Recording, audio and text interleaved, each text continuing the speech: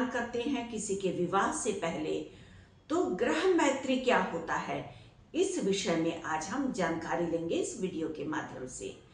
अष्टकूट मिलान में ग्रह मैत्री बहुत आवश्यक होता है, क्योंकि जन्म कुंडली में वर और कन्या के ग्रहों की स्थितियां ही बहुत मायने नहीं रखती हैं, बल्कि उन दोनों के ग्रहों के बीच में दोस्ती है, मित्रता है या शत्रुता, ये भी उनके जीवन की दिशा बदलने वाली होती है। तो आज अष्टकूट मिलान में ग्रह मैत्री के विषय में हम जानकारी प्राप्त करेंगे इस वीडियो के माध्यम से। क्यों आवश्यक होता है ग्रह मैत्री? जन्म कुंडली में ग्रहों की स्थितियां ही नहीं, बल्कि ग्रहों का जो आपसी संबंध होता है एक दूसरे की कुंडली से, वो भी हमारे जीवन के दिशा को और किस्मत को खोलने वाला होता है। हमारे जीवन में जैसे हमारे मित्र और हमारे शत्रु हमारे जीवन को शेप देने वाले होते हैं, आकार देने वाले होते हैं, वैसे ही एक दूसरे की कुंडली में जो ग्रह बैठे होते हैं वो भी शत्रुता और मित्रता की स्थितियों को दर्शाने वाले होते हैं। हम जानेंगे इस वीडियो में कि कौन कौन से ग्रह एक दूसरे के शत्रु होते हैं और कौन कौन से ग्रह एक दूसरे के मित्र होते हैं। और जब जातक और जातिका का कुंडली मिलान होता है तो ग्रह मैत्री कितना आवश्यक होता है। अगर कुंडली मिलान के समय जातक और जातिका के जन्म कुंडली में जो उनके राशिपति हैं वो एक दूसरे के अगर शत्रु हों तो जीवन युद्ध बन जाता है। हम जानेंगे कि दो लोगों के बीच में प्रेम का संबंध क्या केवल मन से होता है या इसमें ग्रहों के संयोग, ग्रहों के योग भी शामिल हो जाते हैं। कुछ ग्रहों की दृष्टि, कुछ नक्षत्रों का संयोग, साथ ही साथ ग्रहों की आपसी मित्रता भी जीवन को प्रेम के बंधन में बांधने वाला होता है। यानी जन्म के पलों के समय की मैत्री भी इस बंधन को बांधने वाला होता है। आपके जन्म के समय जो आपको लग्न मिलता है वो लग्न यूं ही नहीं मिलता है। उस लग्न के स्वामी ग्रह से आपका बहुत गहरा रिश्ता होता है, जो आपके लग्नेश के रूप में आते हैं। और जिस राशि में आपका चंद्रमा बैठा होता है वो राशि आपको यूं ही नहीं मिलती है। उस राशि से संबंधित जो कारक तत्व होते हैं वो आजीवन आपके मन को प्रभावित करने वाले होते हैं।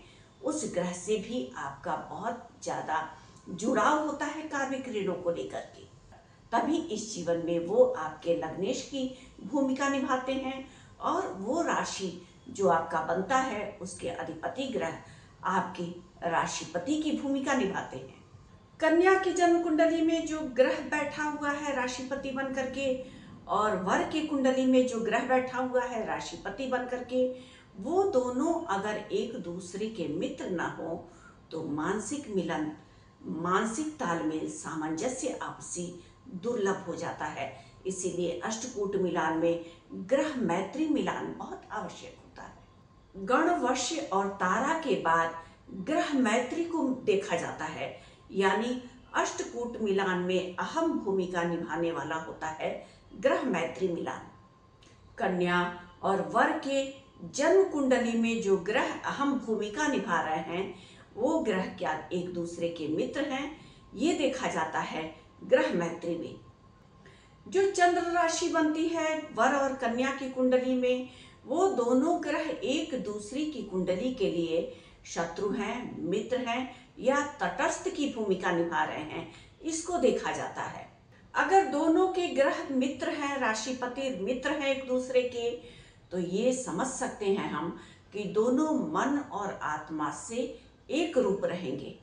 मन, सोच, व्यवहार में सामंजस्यता रहेगी दोनों पति और पत्नी के रूप में जब एक दूसरे के साथ बंधेंगे। तो राशि स्वामी जब एक दूसरे के शत्रु होते हैं तो मानसिक टकराव, मानसिक द्वंद्व और आर्थिक परेशानियां भी आती हैं जीवन में। यानी एक दूसरे के साथ संतुलन बैठाना पति पत्नी के लिए मुश्किल हो जाता है। ग्रह मैत्री पति और पत्नी के रूप में जो बंधने वाले होते हैं एक दूसरे के साथ, उनके व्यवहार को, उनकी आत्मीयता को और साथ ही उनके मन स्थिति को दिखाने वाला होता है कि एक दूसरे के साथ इनकी ट्यूनिंग कैसी रहेगी। अंतर्मन से ये एक दूसरे के विचारों का सम्मान करेंगे या नहीं, ये ग्रह मैत्री बताता है। जैसा कि हम जानते हैं कि ग्रहों के बीच में भी नैसर्गिक मित्रता और नैसर्गिक शत्रुता होती है। सूर्य, चंद्र, मंगल और देवगुरु बृहस्पति एक दूसरे के नैसर्गिक मित्र हैं। तो इस बात को इस तरह से हम समझ लें कि अगर किसी का राशि धनु राशि है, तो जो कन्या के रूप में है या वर के रूप में दूसरा पक्ष है, उसकी राशि के स्वामी भी इन्हीं ग्रहों में से कोई एक होना चाहिए। तो इसको नैसर्गिक मित्रता कहते हैं। जैसे किसी के राशि के स्वामी देवगुरु बृहस्पति हैं, तो दूसरे के राशि के स्वामी सूर्य ग्रह होना चाहिए या चंद्रमा या मंगल ग्रह होना चाहिए। तब आपसी तालमेल एक दूसरे के साथ अच्छा होता है। ग्रहों के दूसरे नैसर्गिक मित्रता में हम देखते हैं बुध ग्रह, शुक्र ग्रह और शनि ग्रह आपस में नैसर्गिक मित्र होते हैं। राहु और केतु को कोई राशि नहीं मिली हुई है, इसलिए अष्टकूट मिलान में राहु और केतु की गिनती नहीं होती है। लेकिन नैसर्गिक मित्रता की अगर बात की जाए तो बुध, शुक्र, शनि और राहु नैसर्गिक मित्र होते हैं। केतु दोनों तरफ होते हैं राशिपति के हिसाब से, यानी जन्म कुंडली में जिस राशि में केतु ग्रह बैठे हैं उसका राशिपति अगर शुभ स्थिति में है, शुभ ग्रहों से दृष्ट है या शुभ ग्रह है, तो केतु अच्छा फल देते हैं। अगर पाप ग्रहों से दृष्ट होकर के पीड़ित हो रहा है तो केतु ग्रह पीड़ा और कष्ट को देते हैं। इसलिए केतु ग्रह को ग्रहों के दोनों खेमे में, दोनों विभागों में हम जोड़ करके देखते हैं।